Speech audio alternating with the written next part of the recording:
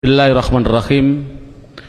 Tulisan yang paling kecil itu namanya huruf. Jadi huruf contohnya yaitu A, B, C, D dan seterusnya. Itu dalam bahasa Indonesia namanya huruf.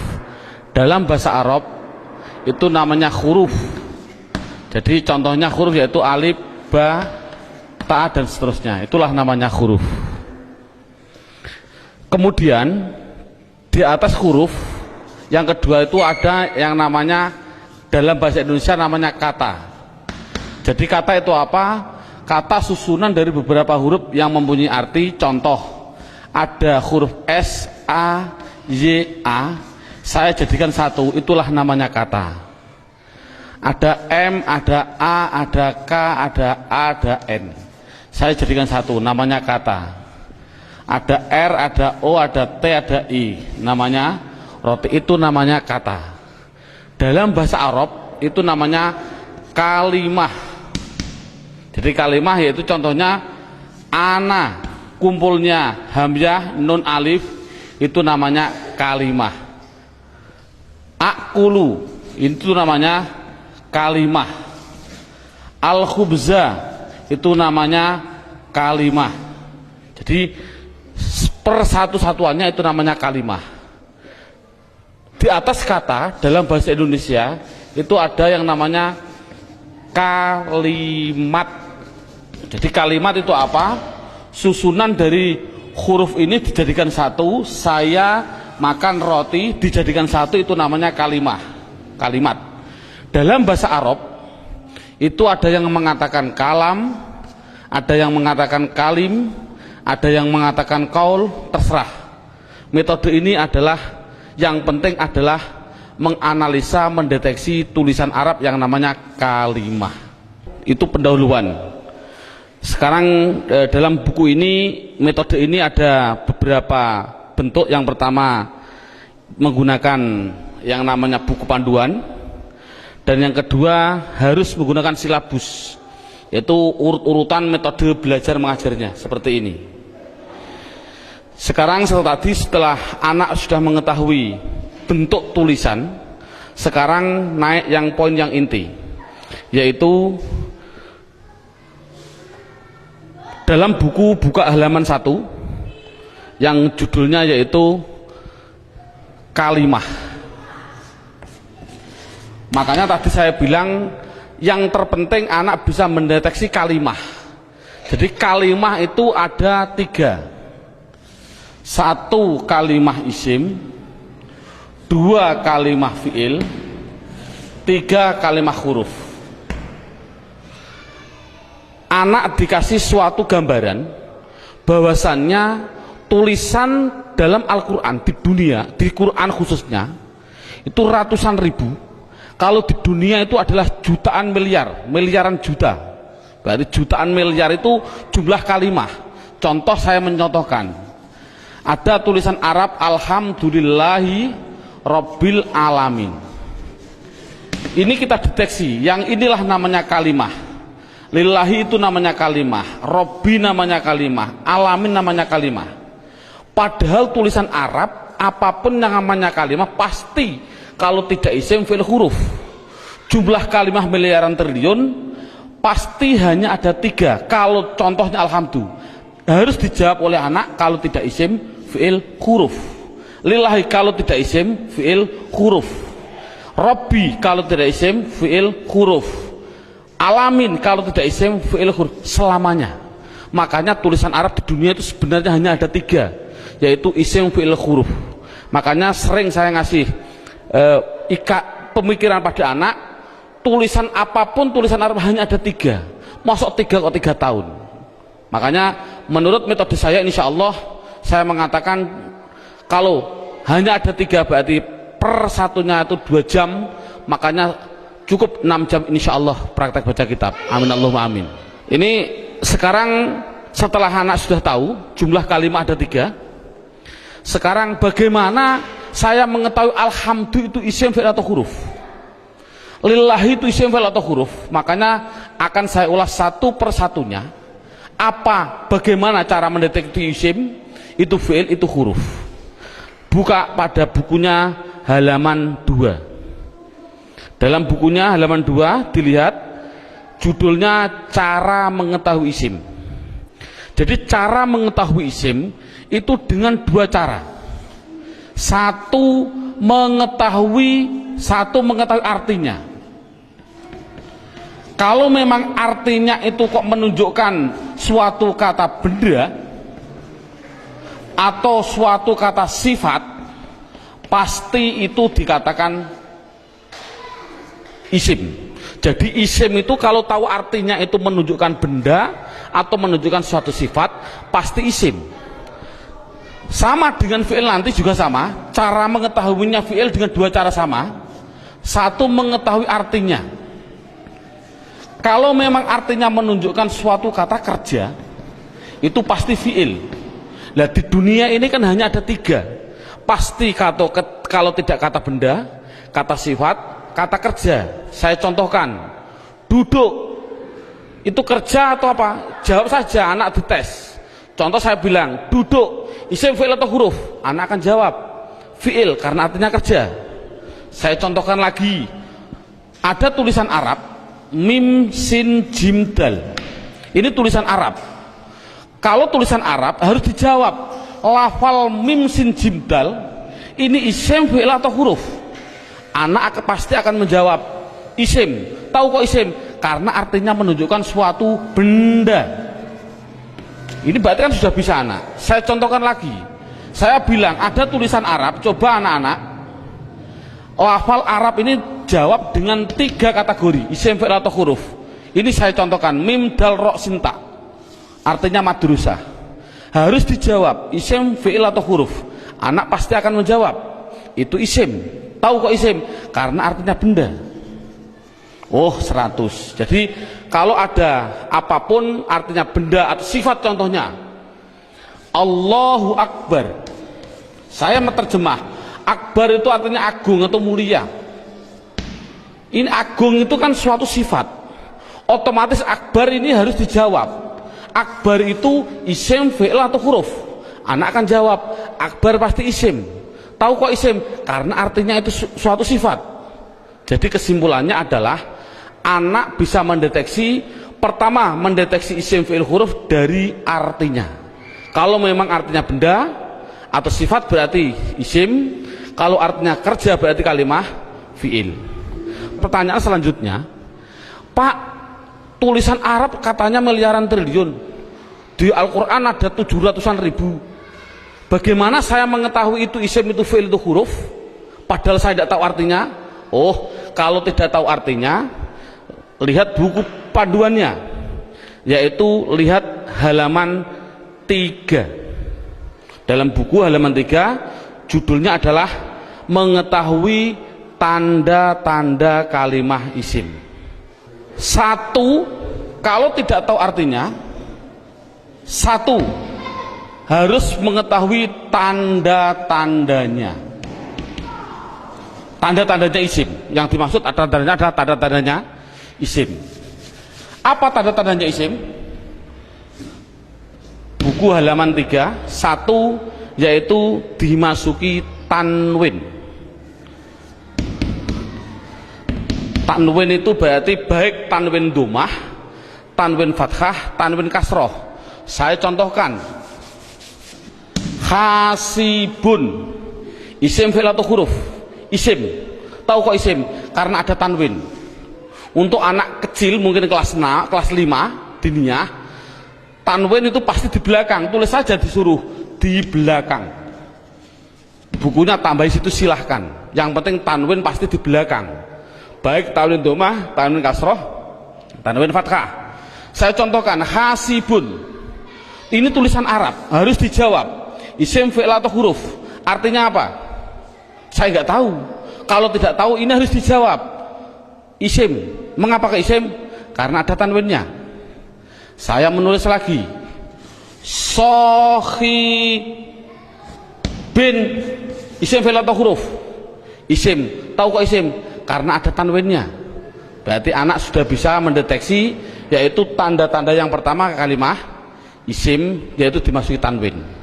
Sekarang yang nomor 2, Tanda-tanda isim yang nomor 2 itu kalau ada tulisan Arab depannya dikasih al, makanya dalam bukunya hanya dimasuki al, garis miring di depan.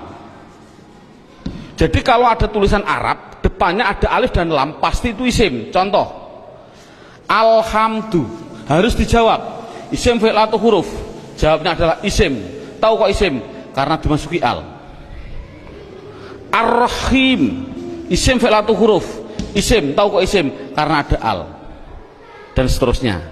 Sekarang yang ketiga, tanda-tanda isim yang ketiga yaitu dimasuki yang namanya huruf jar. Huruf jar itu apa sih?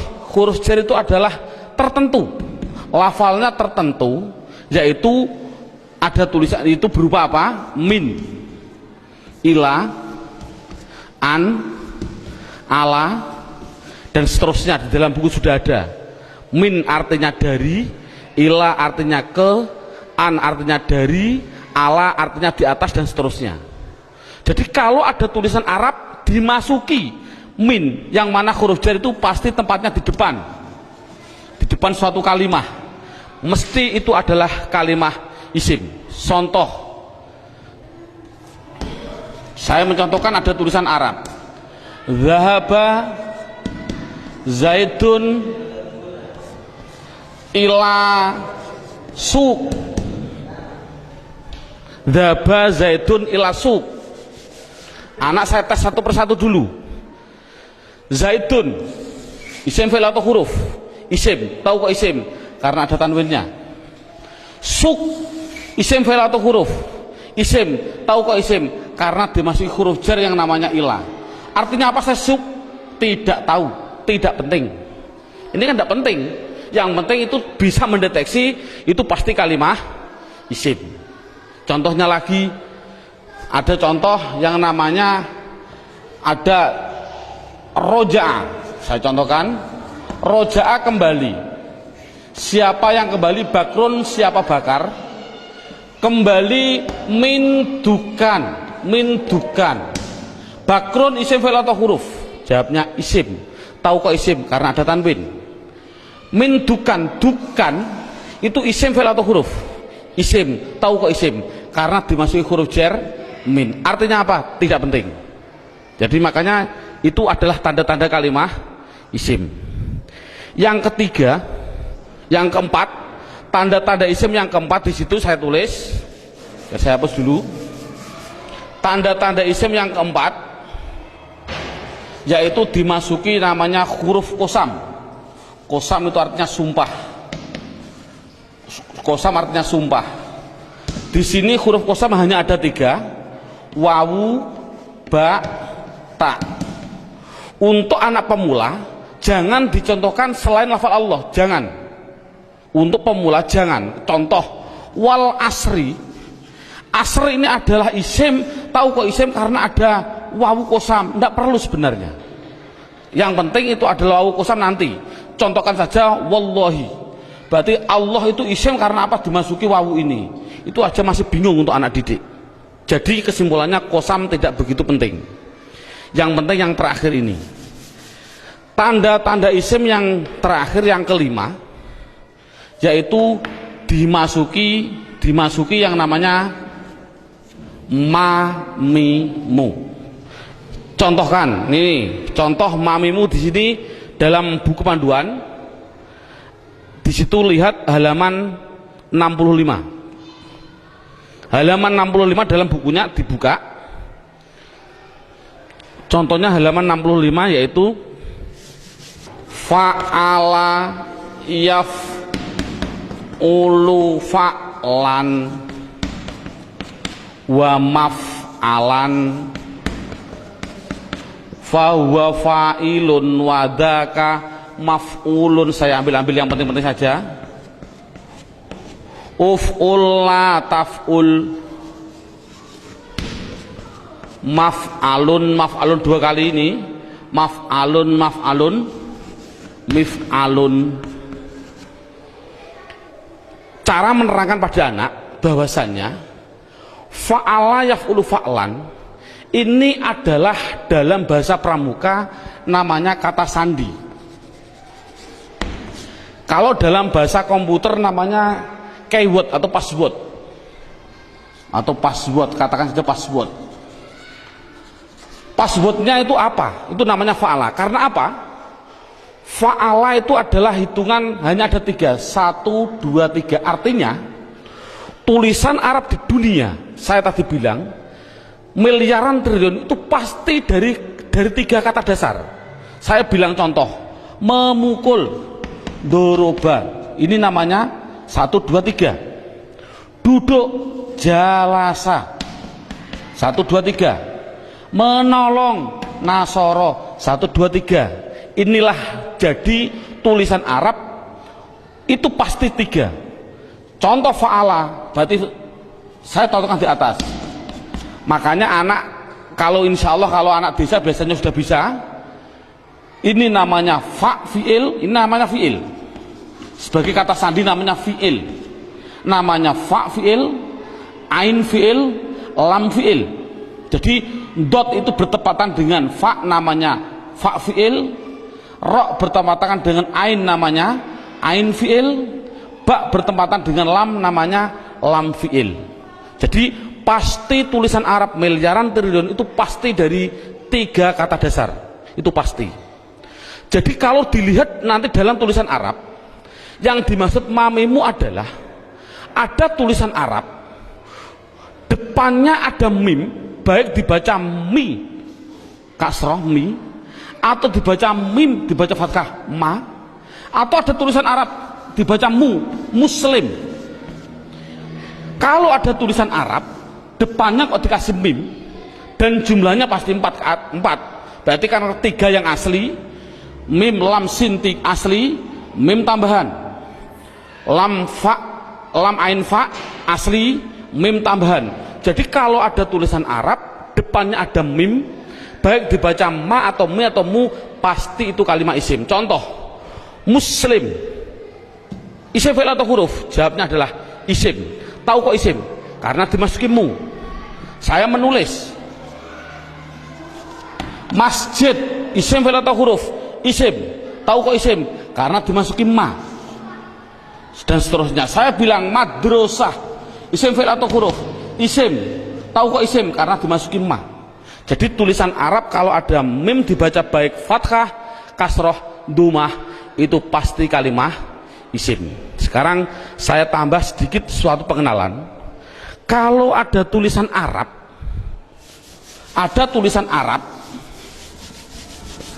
depannya saya kasih mi, contohnya mi dalam halaman 65, itu pasti menunjukkan suatu alat, pasti. Contoh saya contohkan, rowaha sama dengan fa'ala. Rowaha artinya angin. Coba kalau kasih mi bunyinya apa? Samakan dengan ini, berarti mati hidup, hidup. Rowaha kasih mi bunyinya mirwahun. Jadi mirwahun artinya adalah, karena ada mi, artinya adalah alat angin. Apa alat angin? Kipas angin. Jadi kipas angin itu bahasa Arabnya adalah mirwah. Saya menuliskan lagi, kalau ada tulisan Arab di belakangnya ada tak seperti ini, tak, pasti itu hanya tambahan, tidak akan asli, pasti tambahan. Contoh, satoro. Satoro saya nulis artinya pinggir. Coba kalau kasih mi, bunyinya apa? Mistorun. Tapi tak ada masalah lah. Mistorotun. Apa mistorotun? Penggaris salah. Yang betul adalah alat pinggir, yaitu penggaris sama. Jadi kan sama tujuannya, semuanya. Kalau ada tulisan Arab, depannya dikasih ma, ada arti 2, yaitu mengartikan 2, namanya menunjukkan suatu tempat atau suatu waktu, menunjukkan waktu. Tinggal pilih kondisional. Untuk guru tolong hanya sebutkan saja pasti maf'a, karena nanti dalam pendalaman ada yang namanya maf'i, ada, tapi tidak perlu dicontohkan pada murid. Yang penting adalah maf'a. Kalau ada lafal maf'a, pasti tinggal pilih menunjukkan tempat atau waktu. Contoh, Darosa belajar. Coba kalau kasih ma bunyinya apa? Madrosun. Kasih tak aja lah, tidak masalah lah. Apa namanya? Madrosatun. Darosa belajar. Kalau madrosatun artinya apa? Sekolahan, jangan sekolahan. Artinya itu tempat belajar, yaitu sekolahan, sama. Semuanya seperti itu semua. Kataba menulis. Coba kalau kasih mabunnya apa? Maktabun. Apa maktabun? Maktabun artinya tempat menulis. Apa? Meja tulis. Jadi meja tulis bahasa Arabnya maktab dan lain sebagainya. Ada yang mengatakan tempat nulis itu adalah kantor, boleh. Jadi maktabun kantor, boleh. Karena memang kantor itu untuk tempat menulis juga. Dan seterusnya. Setelah itu yang penting anak bisa mendeteksi kalimat isim. Ini alhamdulillah cukup sampai ini. Minimal anak bisa mendeteksi media harokat pasti isim. Karena apa? Kita semua bisa melihat yang namanya isim di media harokat itu pasti ada tanda-tandanya itu semua, kecuali satu yang namanya mudhof. Ini murid tidak perlu diterangkan. Ini khusus spesial guru, karena semua media harokat bisa dideteksi itu isim. Saya bisa mendeteksi kecuali satu, apa yang namanya mudhof. Berarti mudhof. Apa mudhof itu? Nanti tidak perlu kita terangkan pada anak. Ini yang pertama. Sekarang alhamdulillah beberapa menit sudah bisa anak bisa mendeteksi tulisan Arab yang namanya isim. Sekarang kita mendeteksi yang kedua yang namanya kalimah fi'il. Kita mendeteksi yang kedua namanya kalimah fi'il. Tadi saya bilang kalimah ada 3 isim fi'il huruf. Isim mengetahui artinya, kalau benda sifat menunjukkan benda atau sifat berarti isim. Kalau tidak tahu artinya, mengetahui tanda-tandanya. Sama dengan fi'il. Kalau mengetahui artinya, itu artinya menunjukkan suatu kerja, berarti kalimah fi'il. Tadi sudah saya terangkan. Kalau tidak tahu semuanya Pak, oh sama dengan isim, yaitu mengetahui tanda-tandanya. Lihat buku panduannya, yaitu halaman 10. Buku panduan halaman 10.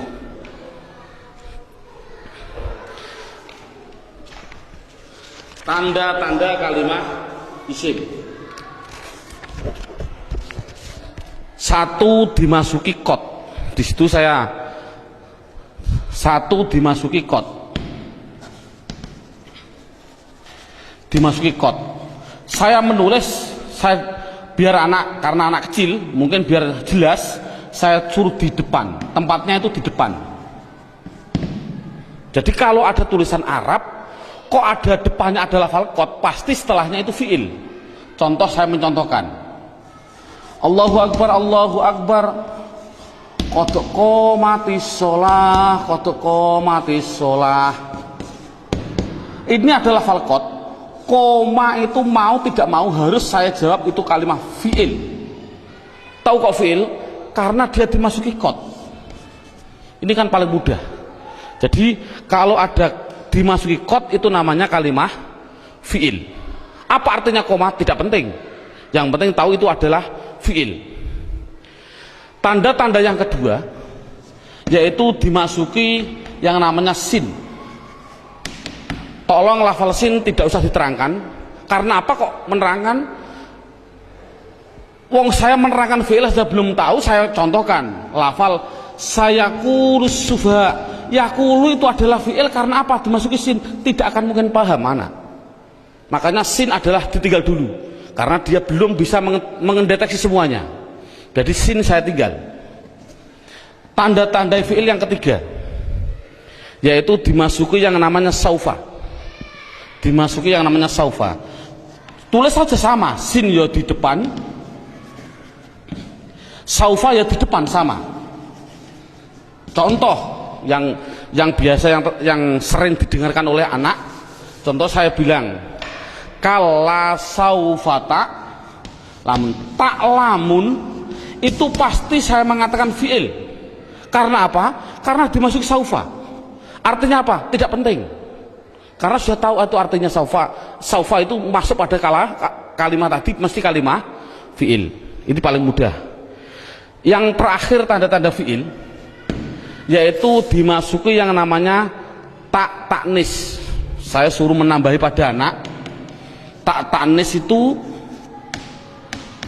saya bilang, saya tulis di belakang, tempatnya itu di belakang, dan berupa tak seperti ini yang mati. Orang Jawa bilang tak perahu lah. Jadi tak perahu. Nek ono tak perahu seperti itu pasti itu namanya kalimah fi'il. Contohnya ini. Qad qomat as-shalah, aslinya itu adalah koma, itu fi'il dengan dua tanda-tanda. Satu dimasuki qad, dua dimasuki ini tak, ini di belakang masuk pada kalimat ini. Jadi ada dua tanda-tanda. Coba sholat, isim fi'il atau huruf? Isim. Tahu kok isim? Karena ada al. Oh mudah. Namun sekali lagi ini mulai metode saya adalah nanti menggunakan yang namanya metode hantu. Ini contohnya. Al ini adalah alif dan lam. Yang namanya alif itu pasti mati. Yang namanya alif pasti mati. Ada mati ketemu mati, itu namanya hantu. Saya tulis mati ketemu mati namanya apa? Hantu. Orang Arab tidak senang hantu. Akhirnya biar ini hidup, akhirnya dikasih biar berdoa. Bunyi apa? Qad qomatis shalah. Bukan qad qomat shalah lagi, tapi qad qomatis shalah. Saya contohkan lagi. Lafal min ketemu masjid. Bunyinya apa? Min al masjid tidak boleh karena ini ada al, alif mati, mati ketemu mati namanya hantu. Tidak boleh, harus dihidupkan biar berdoa, bunyinya minal masjidi. Contoh lagi, an ketemu madrasah, bunyinya apa? Anil. Kok bisa anil? Oh karena ada mati ketemu mati namanya hantu. Ini sekali lagi orang Arab itu tidak senang atas hantu. Kesimpulannya adalah berapa menit mulai pertama dan sekarang ini anak sudah bisa mendeteksi media harokat yang namanya isim dan fiil. Alhamdulillah dengan beberapa menit anak sudah bisa mendeteksi namanya media harokat isim atau fiil. Karena apa? Huruf itu hanya huruf jar. Katakan saja huruf jar. Ada huruf li taukid dan sebagainya, itu tidak penting. Berarti kalau huruf jar itu tertentu tadi hanya min ila ada berapa 9, selain itu tulisan Arab pasti hanya isim dan fiil. Anak sudah bisa mendeteksi kecuali tadi mudhof. Alhamdulillah. Sekarang kita naik poin yang keempat. Poin yang keempat yaitu lihat buku halaman pertama. Dalam halaman pertama terlihat kalimah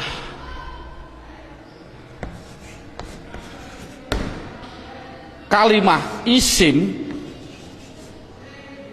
fiil, huruf. Ini ada gambar kalimah pasti butuh kepada yang namanya ini garis horizontal namanya perlu. Dalam bahasa Indonesia namanya perlu, bahasa Indonesianya orang Jawa namanya butuh. Butuh itu kemarin saya dari Sumatera, butuh itu artinya sama seperti di orang Kalimantan belakar. Naudzubillah, mohon maaf sekali bahasa kasar perlu. Berarti kalimah itu pasti memerlukan yang namanya i'rab. Halaman pertama dilihat, i'rab itu ada 4.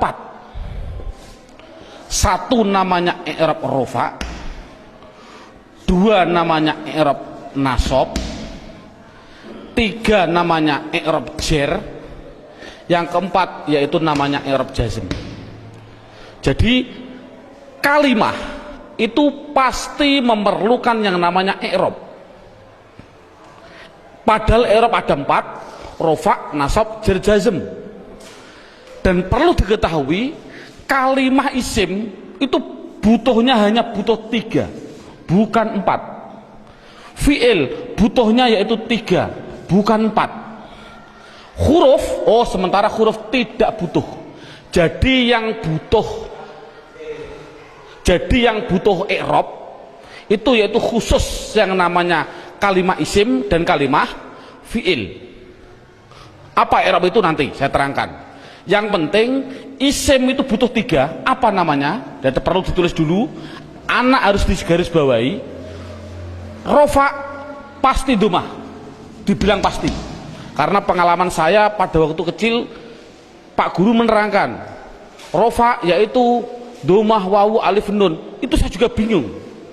Makanya saya melihat dalam jurumiyah ada namanya alamat asli, menunjukkan bahwasanya anak, saya punya insting, oh berarti mengapa musonaf kok mengatakan asli domah, inilah mungkin metode saya harus mengikuti seperti ini.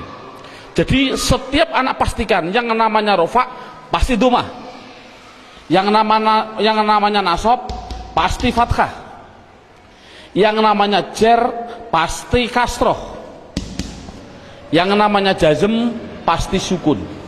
Dipastikan dulu. Jadi kalau sekarang kita lanjutkan, yang butuh i'rab itu adalah isim butuh 3. Apa-apa? Isim butuhnya yaitu rofa, nasab, jer. Ini kebutuhan isim. Jadi isim butuhnya hanya 3, rofa, domah, nasab, fathah, jer, kasroh. Tidak butuh kepada jazm, tidak butuh. Ini penting. Adapun yang fi'il butuh 3. Fi'il butuh 3. Apa-apa? Rofa, nasab, dan jazm. Tidak butuh kepada yang namanya jer. Ini anak harus tidak perlulah kita terlalu ngasih pertanyaan terbulak-balik. Contoh, isim i'rab apa yang khusus masuk pada fi'il, i'rab apa yang tidak boleh masuk pada fi'il. Tidak perlulah. Yang penting minimal pertama kali tolong ditekankan isim. Fi'il aja tidak penting, nanti dulu. Yang penting kalau bilang isim pasti punya namanya rofa domah, nasab fathah, jer kasroh. Itu isim dulu, matangkan isim. Fi'il tidak perlu ditanya dulu. Jadi sekarang pertanyaannya, apa sih yang dinamakan rofa domah? Rofa itu adalah i'rab.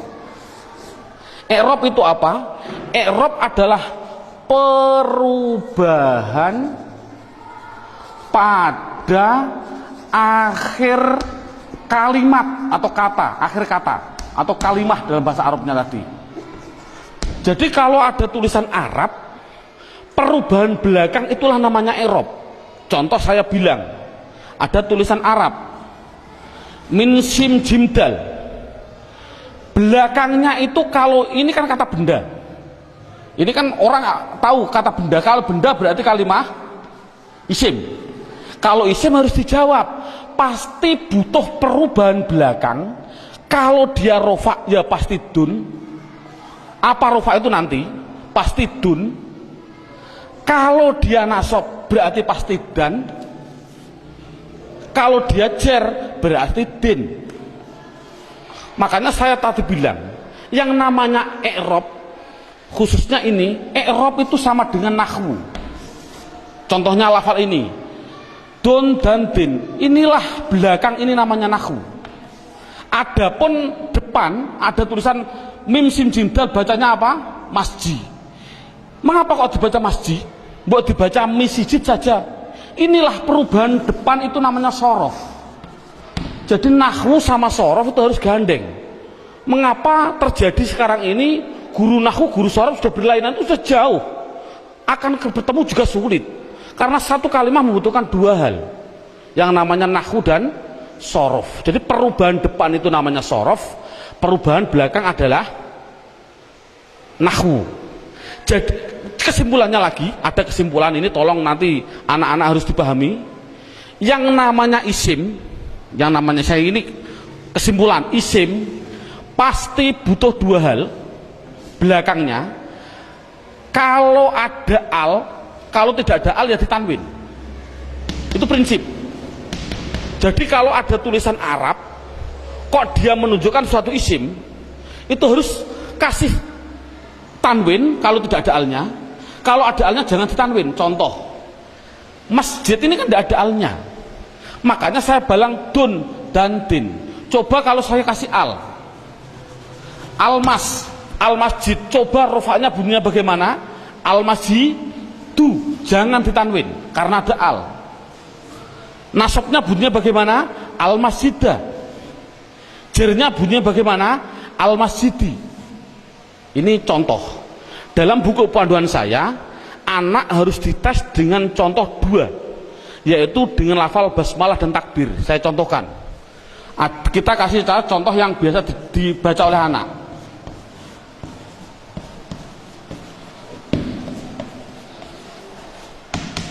Dideteksi dulu isim fi'ilnya. Coba rohim, lafal belakang ini isim fi'il atau huruf? Isim, tahu kok isim? Ada al. Rohman, isim fi'il atau huruf? Isim, tahu kok isim? Ada al. Allah, isim fi'il atau huruf? Isim, tahu kok isim? Ada al. Silahkan. Ini ada khilafiyah ulama. Ada yang mengatakan jangan bilang al. Ini adalah ismudzat, tidak boleh dirubah-rubah. Tapi ada ulama yang mengatakan memang al. Dari lafal aliha dikasih al, jadinya alifnya dikasih panjang. Allah. Nggak, untuk anak kecil biarlah itu bilang isim karena ada al, silahkan. Ismi, ini isim, tahu kok isim karena ada huruf jerba. Ini memang sulit, anak pemula memang sulit, nggak begitu penting. Yang penting dikasih tahu ismi isim karena ada huruf jar masuk. Kalau ini mengatakan isim, ini isim karena ada al, ini isim karena ada al, ini isim karena ada al. Coba harokannya gimana? Bismi, loh, saya baca kasroh, berarti dia menunjukkan rufa nasab atau jer? Jer, karena kasroh. Oh 100. Bismillahi, saya kasri hi, berarti di kasroh. Isim ada kasroh. Oh masuk karena dia jer berarti. Mengapa kok jer? Oh nanti, belum waktunya. Bismillahirrohmani, mengapa saya bilang nih? Rufa nasab atau jer? Jer. Oh 100. Teruskan Bismillahirrahmanirrahim, pasti anak jawab khim. Jawab saja mustahil, karena sukun itu miliknya fi'il. Ini kan sukun. Sukun itu adalah miliknya kalimah. Sukun itu miliknya kalimah fi'il. Padahal ini isim, berarti ini milik isim, tidak boleh. Jadi salah ada tulisan Arab Bismillahirrahmanirrahim, mimnya kok disukun, salah. Mestinya itu kalau dia isim, kalau tidak rohimu ya rohimah ya rohimi, pasti itu. Oh kebetulan di dalam Al-Quran tulisannya adalah mi, ya berarti jer. Dari mana kok jer? Yang penting dia kasroh, itu jer. Mengapa kok dibaca jer? Oh nanti belum masalahnya. Yang penting dia bisa mendeteksi itu isim, rofa nasab atau jer. Ini kan anak sudah lumayan. Dengan berarti gambaran rohim ini adalah menggambarkan anak biar tahu, oh isim tidak boleh ditanwin. Loh kok disukun pak? Oh tidak boleh tanwin, maaf, disukun. Mengapa sukun pak? Karena wakof. Saya contohkan lagi dua contoh. Lafal Allahu Akbar. Allahu Akbar, orang bilang akbar disukun. Saya jawab salah. Mengapa salah? Tadi saya bilang akbar itu adalah sifat. Yang namanya sifat itu pasti isim. Yang namanya isim tidak mungkin dia disukun. Di dalam tulisannya kalau begini. Karena apa? Sifat isim tidak boleh sukun. Karena sukun itu miliknya fi'il. Kalau isim itu pasti kalau tidak ru, ya roh, ya ri. Mengapa tidak ditanwin? Nanti.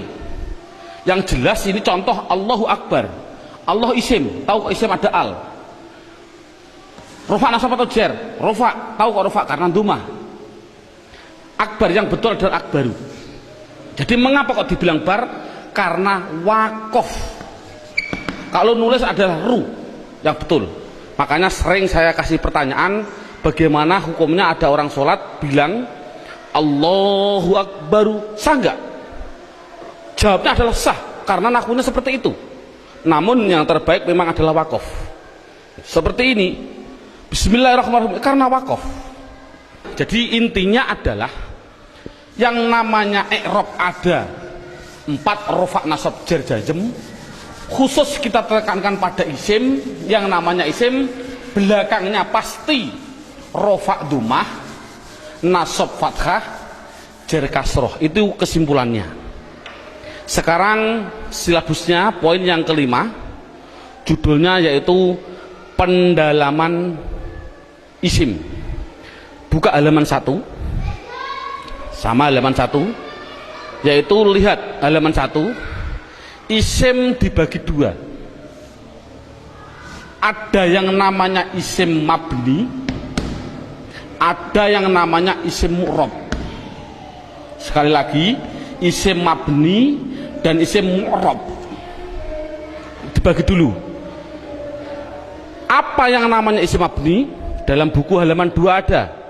Mabni itu adalah, mabni itu apa? Mabni adalah harokat belakang, harokat belakang itu tetap. Saya tulis tetap. Itulah namanya mabni. Jadi mabni itu apa? Mabni harokat belakang tetap. Mu'rab itu apa? Mu'rab yaitu harokat belakang berubah-ubah. Harokat belakang berubah-ubah. Jadi itu kesimpulannya. Jadi isim harus dibagi 2, isim mabni dan isim mu'rab. Isim mabni belakangnya tetap, isim mu'rab belakangnya berubah-ubah. Isim mabni sekarang diperinci satu persatu.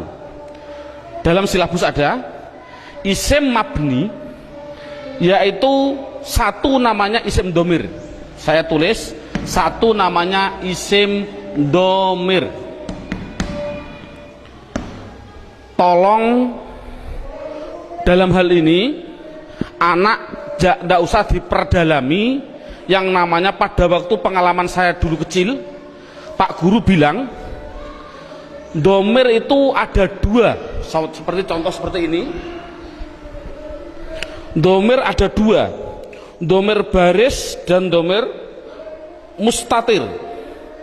Baris muttasil ada 2, baris munfasil ada 2, muttasil ada 4, dan domir mustatir ada yang jawas dan ada yang wujub.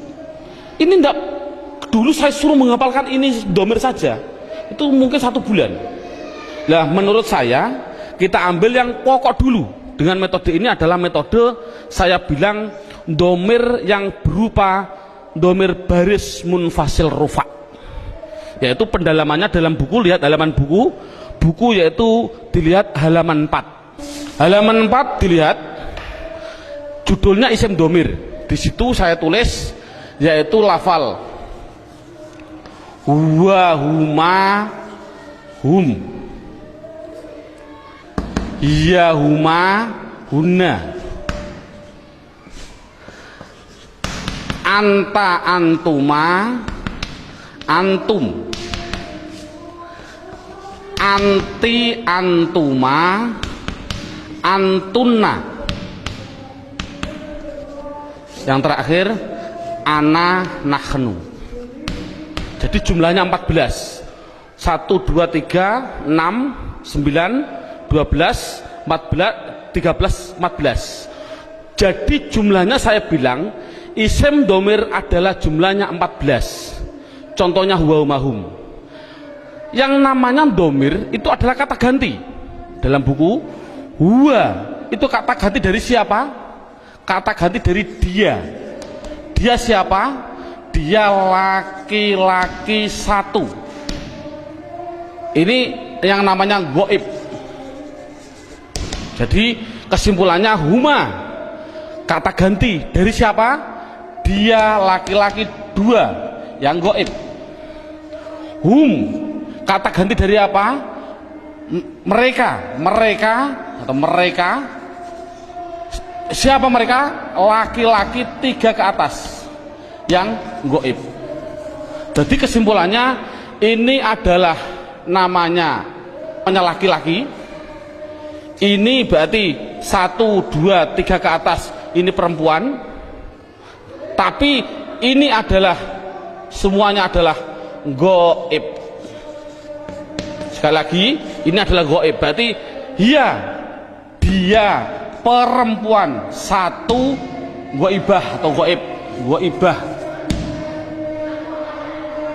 Huma 2 perempuan goibah.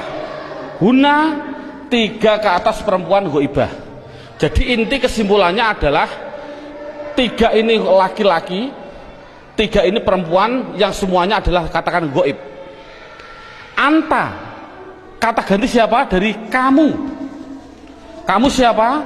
Kamu laki-laki satu yang hadir.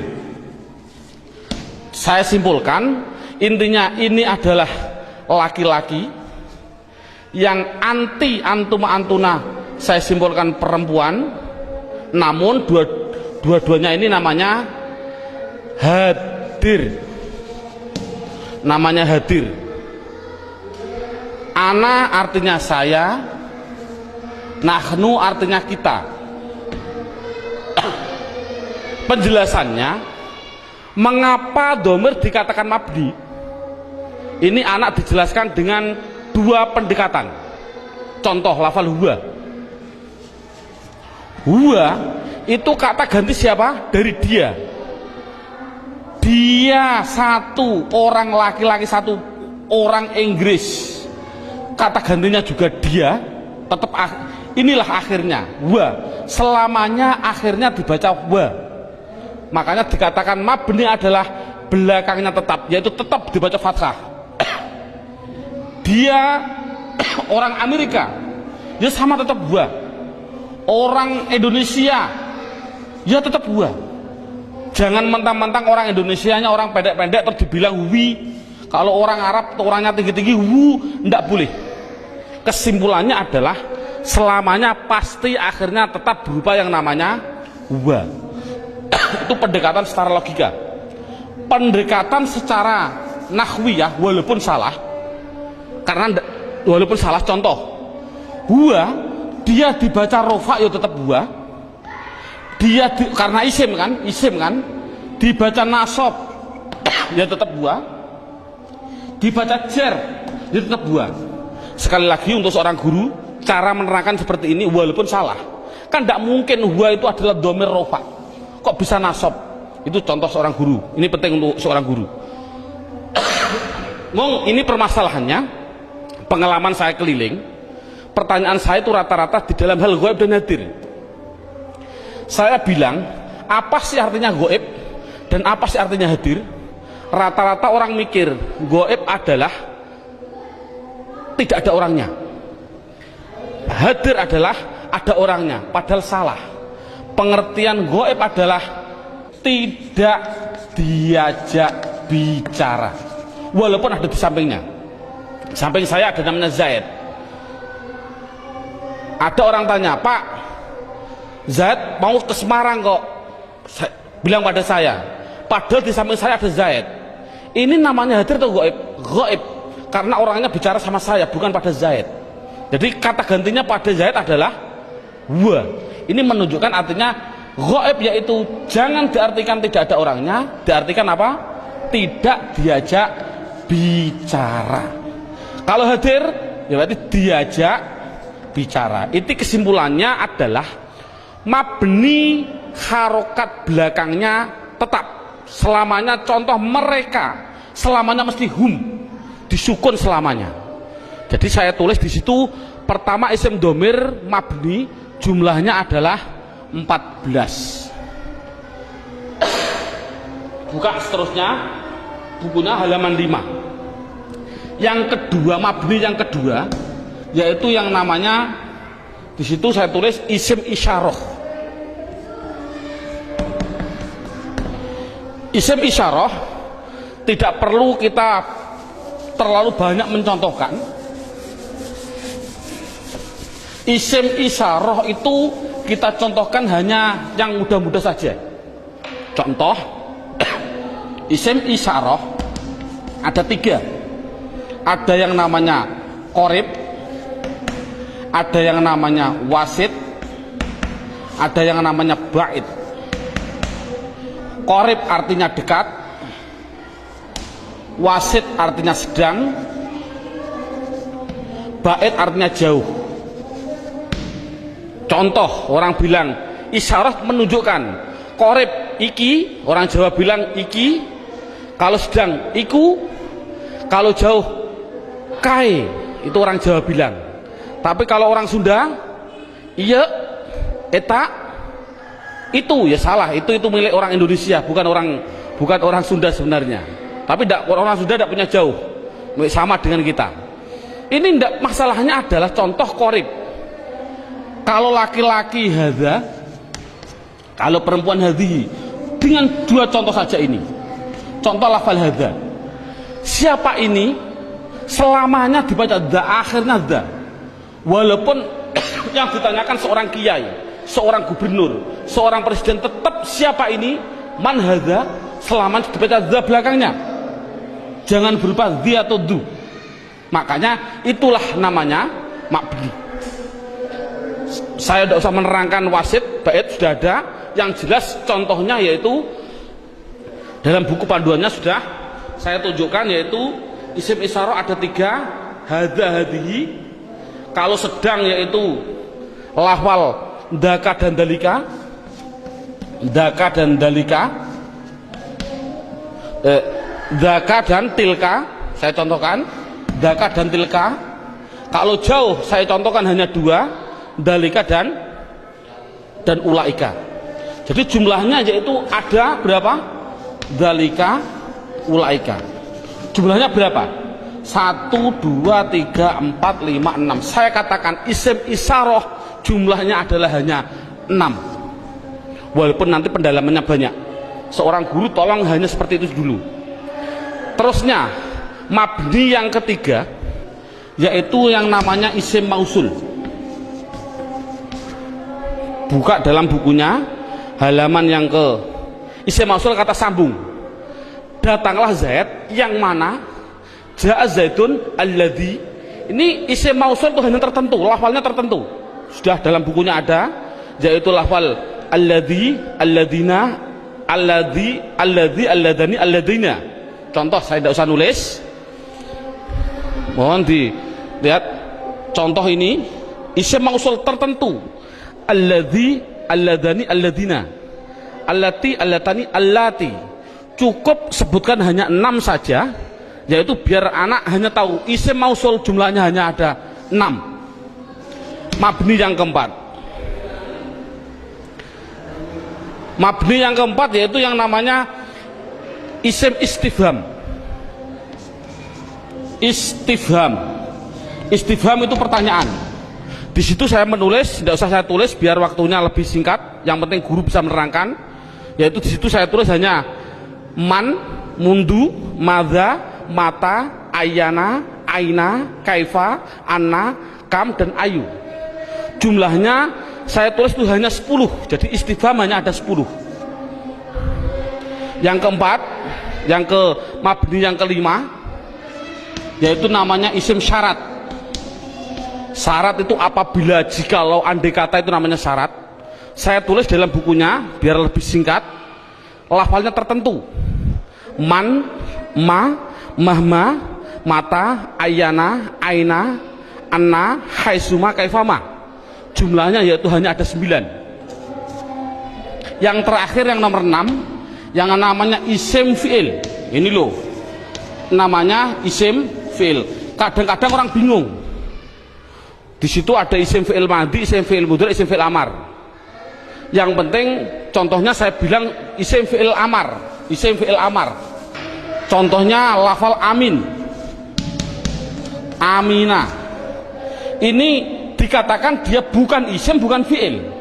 Dikatakan isim fi'il. Mengapa kok isim fi'il? Tidak usah kita, anak tidak usah dikasih jawaban, kasih alasan, tidak usah. Yang penting isim fi'il itu lafalnya tertentu. Lafalnya itu hanya ada 9. Begitu. Berarti anak yang penting tahu. Contohnya seperti ini. Isim fi'il amar yang pertama. Ada yang namanya soh dan seterusnya. Isim fi'il madhi ada 2. Isim fi'il mudhari ada 2. Cukup 9 saja. Inti kesimpulannya, isim mabni itu jumlahnya adalah 14, 6, 6, 10, 9, 9, jumlahnya adalah 54. Padahal tadi saya bilang tulisan Arab yang namanya isim di dunia jumlahnya kalimat isim adalah 1 miliar triliun. Itu jumlahnya tulisan Arab di dunia itu 1 miliar triliun. Kalau isim jumlahnya miliaran triliun dibagi dua, mabni dan mu'rob. Yang namanya mabni yaitu 54, selainnya pasti mu'rob. Kesimpulannya, isim mu'rob adalah yang tidak berupa mabni. Saya mohon maaf untuk seorang ustadz, seorang guru. Dulu pada waktu saya masih kelas 1 sanawiyah, sudah diajarkan oleh alfiyah, padahal saya belum memahami betul. Saya ditunjukkan contohnya huwa, isim domir. Isim domir huwa itu dikatakan mabni karena apa? Karena yang namanya mabni adalah serupa dengan huruf. Murob tidak serupa dengan huruf. Jadi yang namanya mabni serupa dengan huruf. Serupa di dalam apanya? Ada sibewat, sibe iftikori, sibe. Tidak perlulah kita sementara, nanti dulu. Yang penting anak bisa, yang namanya mabni pasti tertentu lafalnya dan dia pasti serupa dengan huruf. Makanya tidak usah kita menjelaskan alasan-alasan dulu, biarlah nanti seorang ustadz kalau dia sudah belajar alfiyah. Ini metode awal. Jadi saya simpulkan, kalau tulisan Arab yang namanya isim jumlahnya 1 miliar triliun, mabni 54, berapa jumlah mu'rob? Jumlah mu'rob ya miliaran triliun dikurangi 54. Kalau kita nulis persen, ya mungkin 0,000 nafas hampir habis baru 1%. Jadi anak mudah. Isim domir ada 14, isim isyarah ada 6. Contoh, alhamdu, isim fi'il atau huruf? Isim. Tahu kok isim? Ada al. Kalau tahu isim harus dijawab, dia masuk kategori mabni atau mu'rob, harus dijawab. Jawabnya apa? Anak dibilang ini pasti mu'rob. Karena apa kok mu'rob? Karena lafal alhamdu tidak ada pada mabni yang jumlahnya 54. Itu kan paling mudah. Berarti semua tulisan Arab kalau tidak ada di 54 ya pasti mu'rob.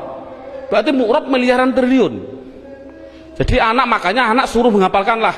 Arti tidak perlu nanti dulu. Yang penting anak bisa mendeteksi. Itu adalah mabni, jumlahnya 54, apa-apa, wa dan seterusnya. Isim isyarah tak dihafal, isim mausul hafal. Selain itu pasti mu'rob. Contoh lagi, alhamdulillahi rabbil alamin. Isim fi'il atau huruf? Isim. Tahu kok isim? Ada al. Kalau isim, jawab mabni atau mu'rob? Itu pasti pertanyaannya itu harus. Jawabnya adalah mu'rob. Tahu kok mu'rob? Karena tidak ada di mabni, gitu saja, paling simpel. Mengapa kok mu'rob? Karena tidak ada di mabni. Insya Allah anak akan bisa. Berarti bisa mendeteksi media harokat itu isim, mabni atau mu'rob, semuanya. Mulai dari bismillah mu'rob karena tidak ada di mabni. Bismillahi Allah mu'rob karena tidak ada di mabni.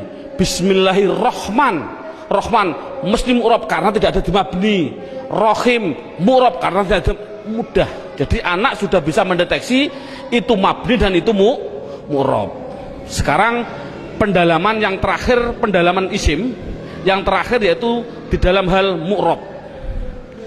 Dalam buku panduannya lihat halaman 8. Lihat halaman 8. Halaman 8 sudah tertulis, saya tulis di situ.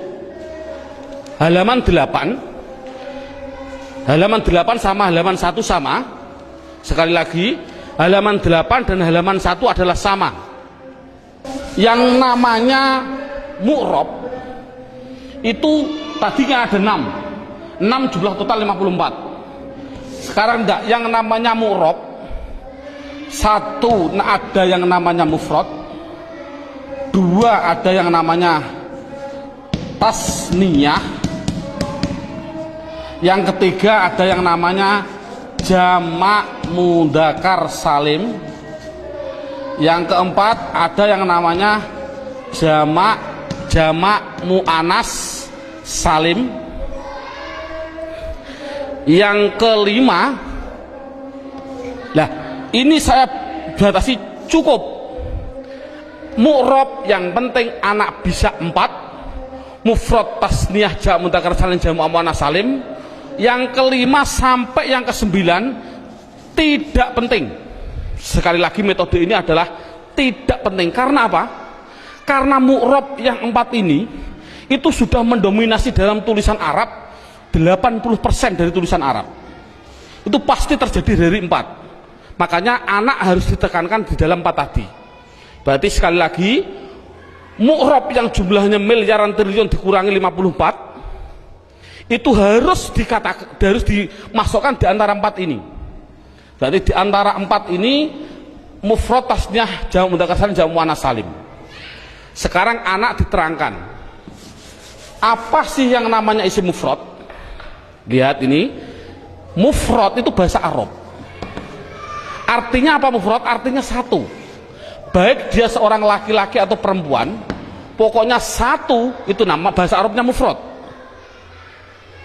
Tasniyah itu bahasa Arab. Apa sih artinya tasniyah? Tasniyah itu artinya 2, baik dia seorang laki-laki atau perempuan. Yang ketiga namanya jamak mudzakkar salim.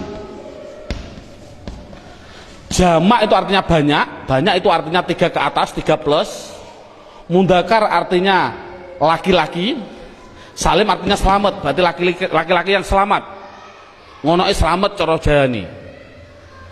Yang keempat, jamak muannats salim.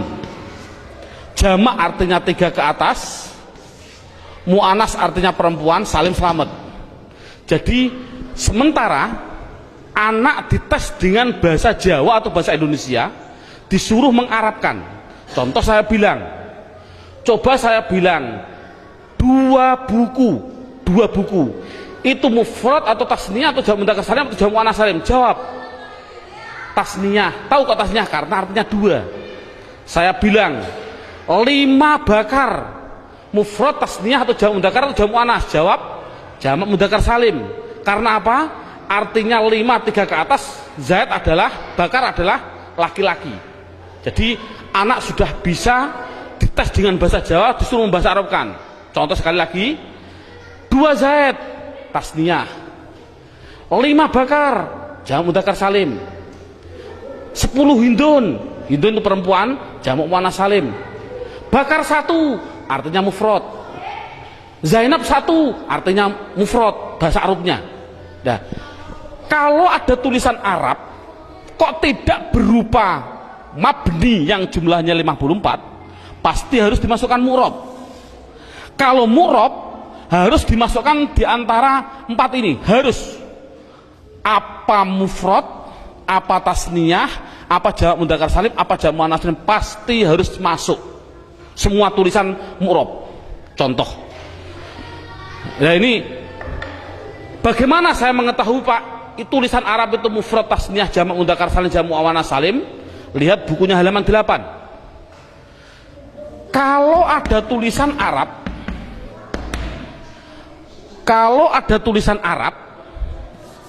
belakangnya kok ada alif nun atau ya nun, nunnya dibaca kasroh ni, sebelum ya dibaca fathah, sebelum alif dibaca fathah, bunyinya ani atau aini, mesti artinya 2. Kalau ada tulisan Arab belakangnya kok berupa wawun nun atau ya nun, nunnya tapi dibaca na, baca fathah na, sebelum ya dibaca kasroh, sebelum wawu dibaca dhammah. Kalau orang Jawa bilang una, ini berarti mati ini, atau ina tadi aini, mesti artinya 3 ke atas laki-laki.